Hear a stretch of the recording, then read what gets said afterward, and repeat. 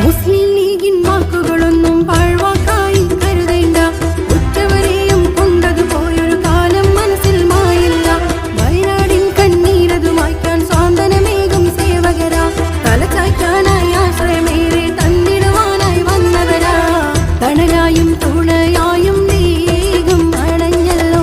നാടിന്റെ ഗതിയത് മാറ്റിടാൻ, നാടിന്റെ ഗതിയത് മാറ്റിടാൻ ആശ്രയമായി മുസ്ലിം ലീഗും നമുക്കേറെ പുതുപുത്തൻ ഭവനവും തീർത്തിടാൻ കാരുണ്യഹസ്തം നമ്മിൽ ചേർത്തിടാൻ.